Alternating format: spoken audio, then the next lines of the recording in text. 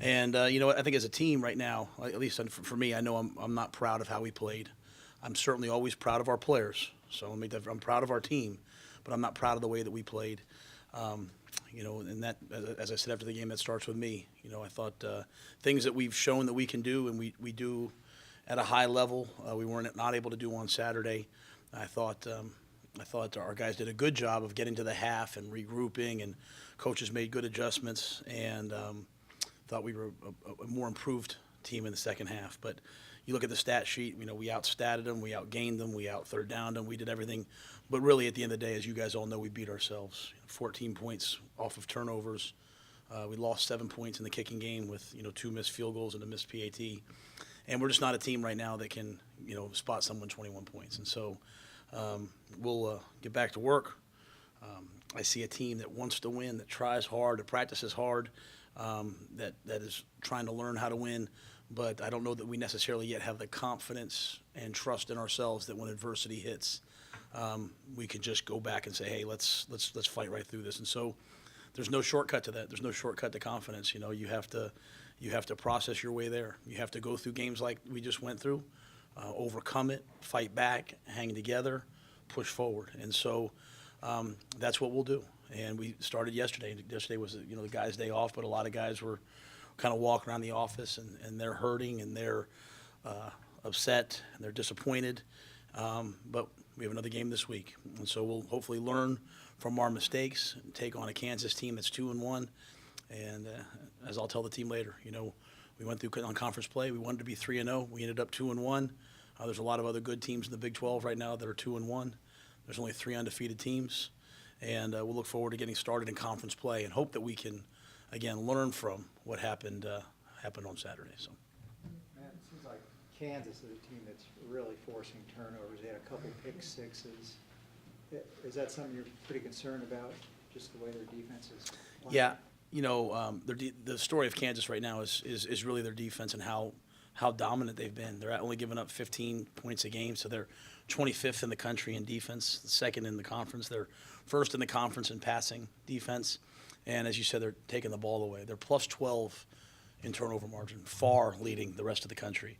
And, you take Saturday's game for us. If we don't turn the football over, that's a much closer football game. And so we are not yet forcing turnovers.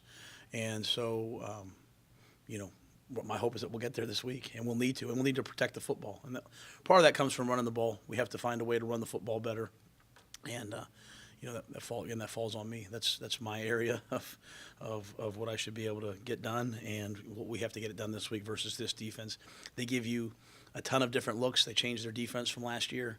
They've gone to more of a 3-down package, and their kids are fast and athletic, and they'll be ready and excited to play. What is this team's identity right now after 3 games, you feel? A good young football team that is sort of finding their way, and we started 4 seniors on offense. We started 4 seniors on defense. 2 of those guys are transfers, so they haven't been with us real long. So I think we're just kind of a team that's finding, who we are and what we are. But it's a team I believe in, and it's a team that's getting there.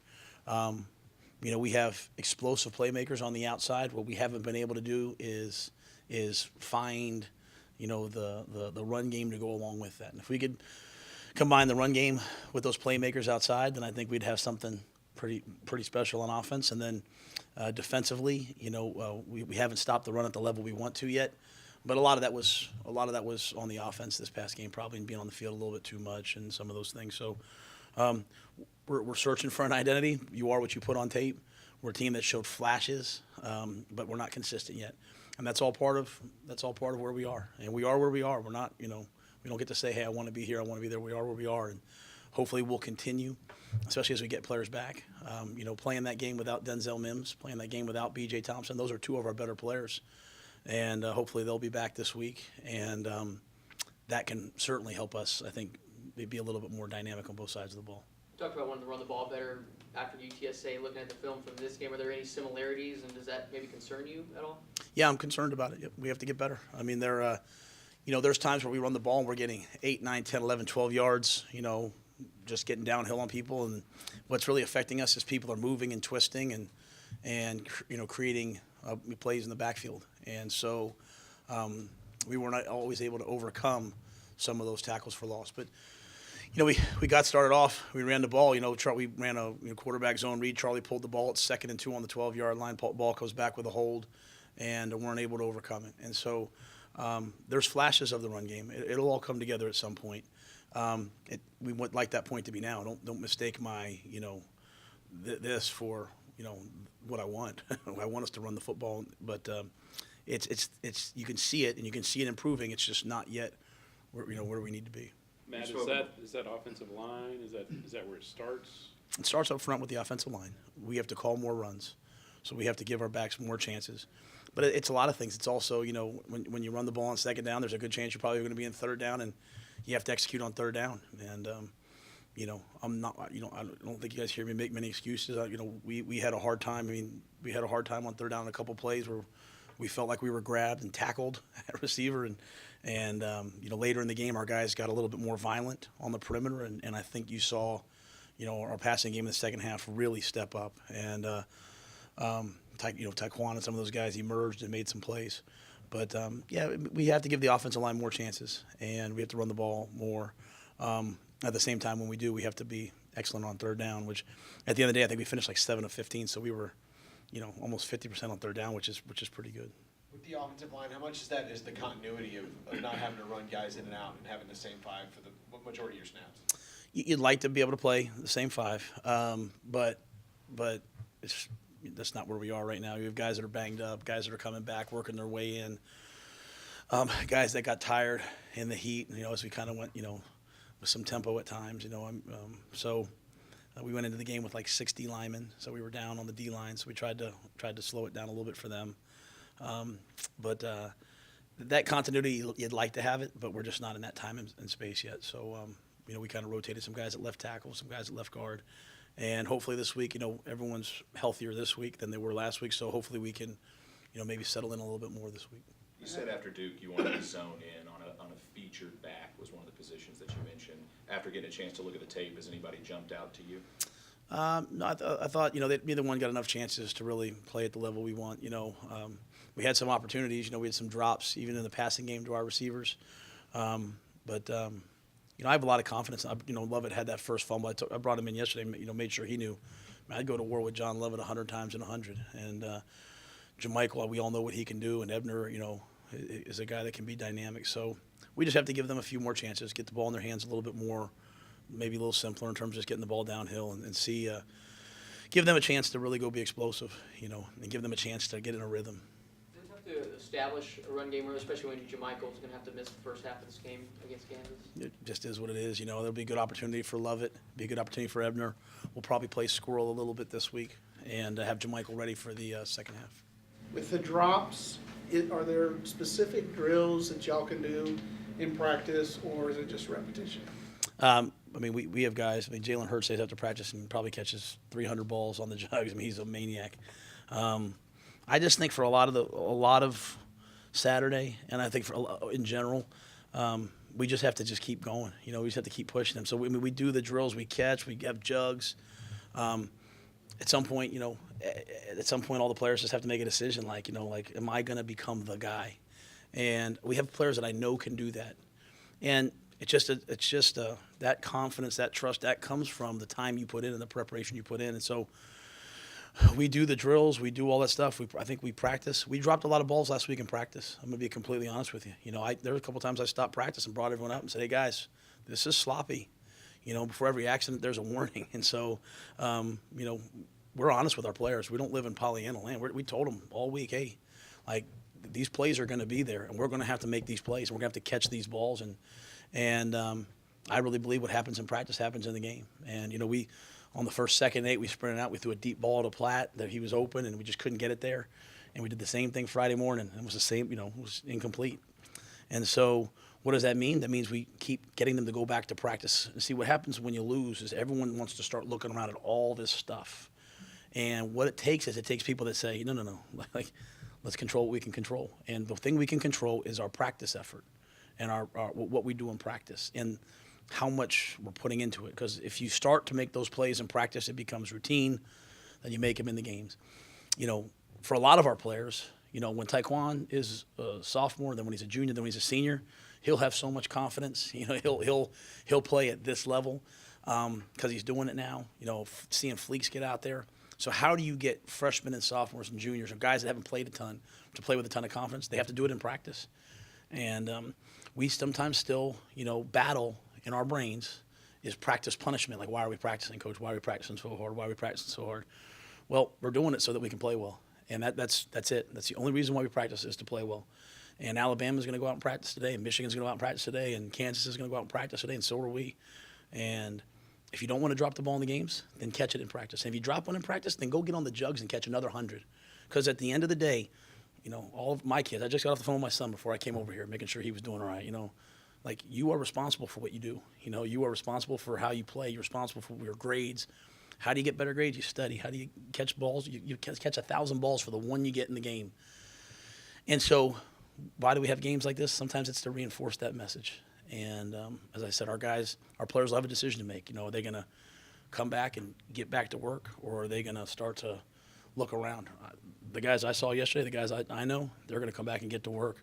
And in the loss, it wasn't what we wanted, but you do see some guys made huge steps from week 1 to week 2. From week 2 to week 3. So try to make another step this week and see if we can go 1-0 against Kansas. Coach, is there any, are you at the point depth-wise where if a guy drops a ball, he has to fear watching on the sideline for a while somebody else that's going to catch goes in? We're probably not necessarily 100% there yet. And I also don't want to turn some things into bigger things than they are. You know, sometimes, like, you know, just like making big plays can be contagious, sometimes drops can be contagious, you know. And so to me, we're going to play the guys I see that do it in practice, you know. And so that's why I felt so calm, you know, like, you know, it's a loss and, you know, it's hard to talk about. Like Chris Platt, his level of unselfishness, you know, when you know, Mims practiced on Friday, we thought he was going to be able to go. He wasn't able to go. No problem. Jared Atkinson went out and played, and then Platt just, I'll play both. I'll play the X. I mean, he plays Z, but I'll play X. I mean, he's a pro's pro. He's a winner. He's exactly what I want the program to be like. So if Chris Platt drops the ball in the game, I'm not going to take him out of the game, you know, because I know what he puts into it. It's trying to get everyone to understand, hey, let's all be like Platt. Let's all, you know, put ourselves in these positions. But at the same time, if Chris is now having to play a new position and Taekwon's having to play a new position and to get our best players on the field, you know, that's where, you know, sometimes timing and drops and all those things happen. So we're not yet where we'd like to be in terms of all that. But we have a lot of good players at receiver. And I think, like, you'll see Josh Fleeks' role continue to grow. You got a glimpse of him on the kickoff return, what he can do. So hopefully we can, you know, continue to get those guys in the game and keep building their confidence in practice, and then they'll make the plays in the game, and that'll hopefully escalate. I know you mentioned in the teleconference that you're planning on keeping the quarterback rotation for now. Did you think in the fall, 3 weeks into the season, that you would have had your guy ready to go and one of them would have stepped up and shown you that they're going to be the guy? Yeah, and what I said in the teleconference was that we were going to look at it this week. And I said if we played today, I wouldn't do anything differently, you know. But you know, I feel good about both guys. You know, I don't think there was a ton of mistakes by either one. You know, Jalen's completing 66% of his passes. Charlie's at 60%.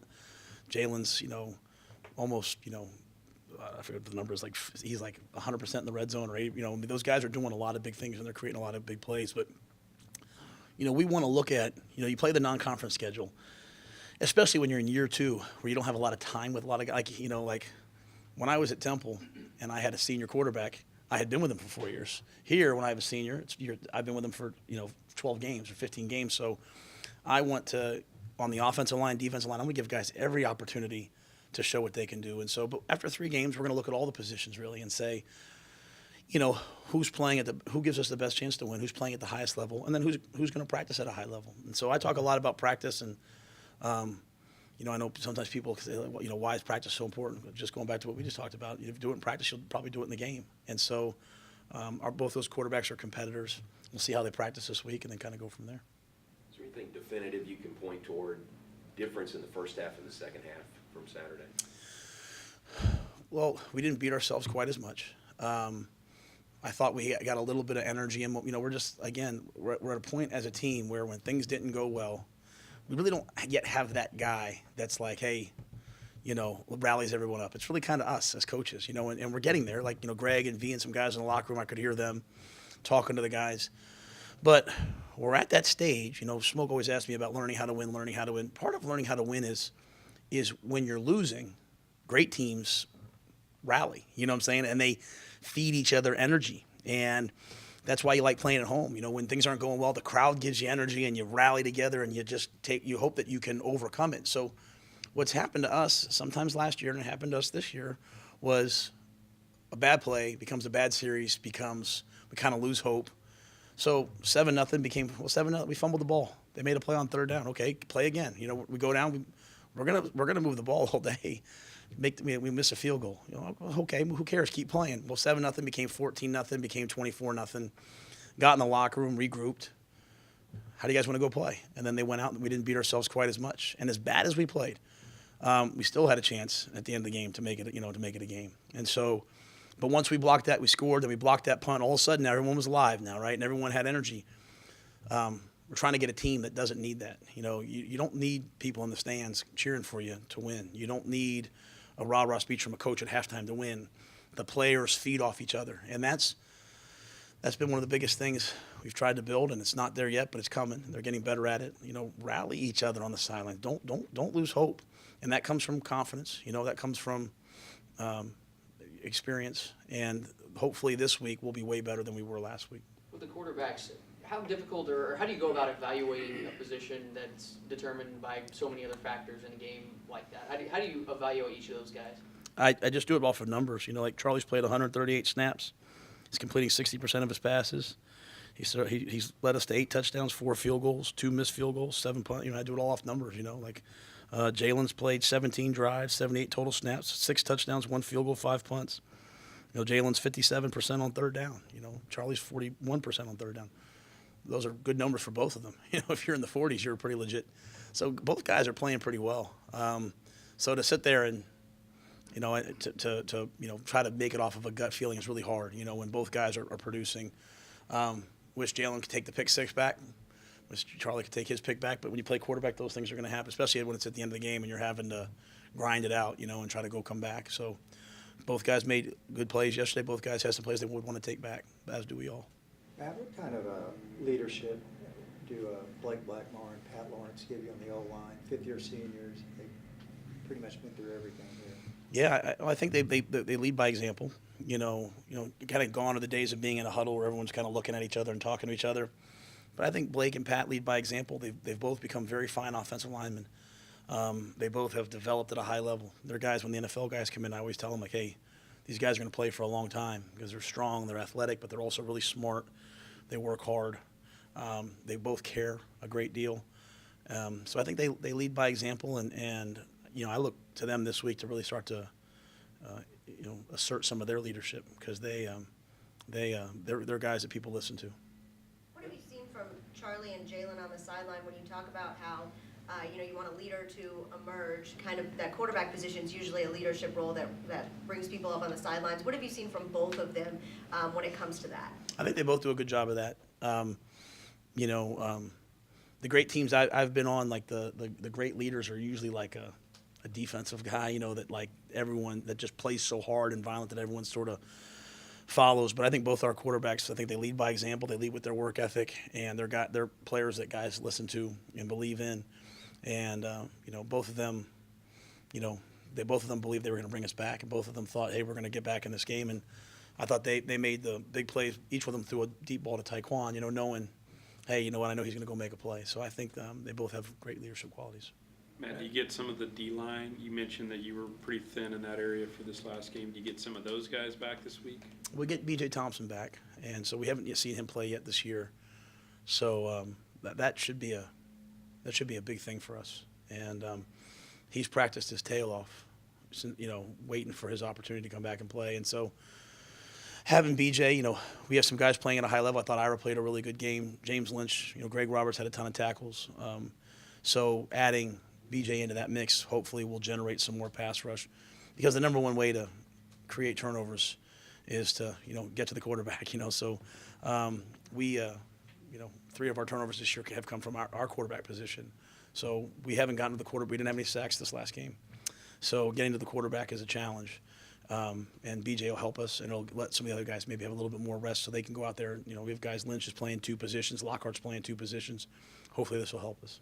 Tyrone still not back. Tyrone Hunt. Yeah, Tyrone is going to do some individual drills today, so hopefully he'll be back this week or next. That's that's the doctors and trainers, and then Ken Johnston does all of our return to play. They're bringing him back. Matt, is it harder to learn how to win than it is to learn how to lose? I think it's hard to learn how to win. That's why not many people do it. Like I point out, I told my son the other day, there was one team last year in college football that went undefeated. One team. That was UCF, right? One team. Alabama lost, right? So it just goes to show you, like, as dominant as some teams are, very few teams going. I was lucky in college. I was a freshman walk-on. I wasn't a great player, but to be on an undefeated team in college, to get a team that went 12-0 and won the Rose Bowl, it doesn't happen very much. And teaching guys how to win, the first thing you have to do is eliminate the things that cause you to lose. It's like, don't beat ourselves. I try not to. I'm not on social media too much, but I saw Robert Griffin tweeting at halftime saying, hey, guys are just beating ourselves right now. Go in and regroup. And he said it perfectly.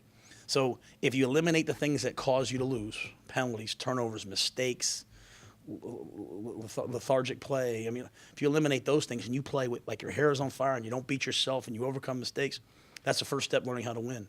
And then the second step is putting people away, and then the next step is overcoming. And so what I like about our team is they didn't quit. They fought back and they tried to make it a game. We just have to eliminate the things that caused us to lose, and that was penalties and turnovers, and that can't happen. We can't beat Kansas and turn the ball over. We've got to start taking the ball away, and as a coaching staff, we're trying to do a better job at that, and then as players, they're trying to do a better job of that. But learning the lessons from this game last week, you obviously don't want to go through a game like that, but is there value in having this happen early before you get into conference play and illustrating, hey, this is why we do this? Yeah, I think, anything that happens in life, it happens for a reason. It's your job to learn from it. And, we want our team to learn from it. We'll see how much they want to learn from it today. We haven't seen them yet. They'll be in. But as I said, I'm not happy with the way we played, but I believe in our team very much, and I like our football team. And, they're as disappointed as anyone that we lost, and they want to win. So we'll go back and we'll grind it out. We'll come back and we'll work, and hopefully we don't lose another game at all this season. But if we do, we'll learn from that one as well. And, you guys asked me last week, I try to make sure we learn from the wins as well. To me, that's the key, is when you win, to learn from it. When you lose, you learn, because it's all, the mistakes are there when you win. And then when you lose, all of a sudden now you notice them. I try to make sure we notice them when we win. I've been saying we can't beat ourselves, and it hit us. Okay, we placed a good team, a top 25 caliber team. They beat us. We had a chance. Come back this week. Let's not beat ourselves. Let's practice a little bit better. Let's go to bed a little bit earlier. Let's do everything a little bit better this week and hope that we can find a way to beat Kansas. Matt, you mentioned the penalties. Are there, when you're looking at those, are there good or acceptable penalties that, where a guy is just, being aggressive, trying to make a play? I'm specifically thinking of maybe, I think it was Bravion who slung a guy to the turf, just trying to bring him down, and, they call him for, unsportsmanlike or whatever. Do you look at that and say, these are penalties we can't make, these are just a guy trying to make a play? Yeah, the us lining up off sides, those are penalties we can't make. Those are pre-snap penalties, right? Those are silly penalties. Those are things that we can control. Bravion was playing ball, and that wasn't like Bravion picked the guy up and then Bravion was just trying to get him down. So, it's a penalty. We live with it. He played hard, hit the quarterback in the first game. They called a penalty on him. Play hard, we play right through that. Jamison had, he's playing bump and run. They called him for defensive pass interference. He's playing football. We'll move on. Right? I'm not going to worry about those things. We only had 6 penalties, which I'm used to having 8 or 9, kind of like be an aggressive team. We just like to eliminate the silly ones, any sort of false start or lining up or whatever. It was unfortunate that there was 6-0, right? So how often are you ever going to see a game where the other team doesn't have one penalty? It's hard to do. So you'd like to not beat yourself. But I thought our guys played hard, and I thought, just the ones where we lined up off sides were the ones that bothered me, because there's no reason to give someone 5 yards by just aligning incorrectly. And, we'll hopefully move on from that and learn from that. But there's going to be some where we just play through. What do you see from Puka Williams, their freshman back? I mean, he's dynamic, back-to-back 100-yard games. You know, they are a fast football team. They've done a good job recruiting. Coach Beatty's he's had to rebuild that roster, and they do a good job of spreading you out, of finding a way to run the football. I mean, they're doing what we would like to do, to be quite honest. And so, but anytime you have a back that gets back-to-back 100-yard games and has a 100-yard game against a Big Ten team, I mean, that's saying something. Matt, particularly with a young team, you mentioned the crowd, that maybe you don't or you shouldn't have to count on that, but particularly with a young team, do you need the crowd there to maybe bring some of that energy? Well, I mean, I thought we at the end of that game there were people behind our bench cheering and screaming for us and giving us energy.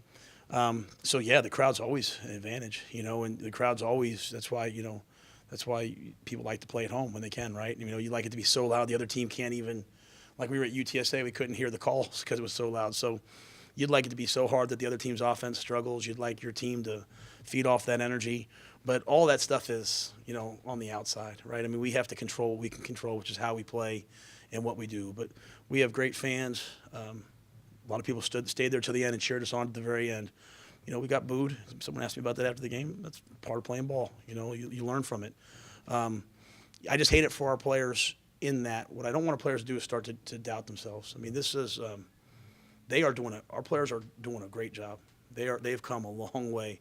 And, you guys kind of see bits and pieces of it, but if you're on the inside and where we were when we first walked in here to now, I mean, I can't tell you how good of a job I think our coaching staff is doing, how good of a job our players are doing. And, if that's not good enough for everybody, I certainly understand that. Trust me, I'm a results-oriented guy. I want to win. But we got kids playing that they're playing before it's their time. So I'm proud of them. So I will sit there and try to take every bullet for them and fight for them. So I hope fans come out and support them and love our players and are grateful for our players and see the young player that see Taekwon and Fleeks and Christian, all these true freshmen out there playing, making plays, and they say, wow, this team's going to be something else. I mean, this is going to be a force at some point.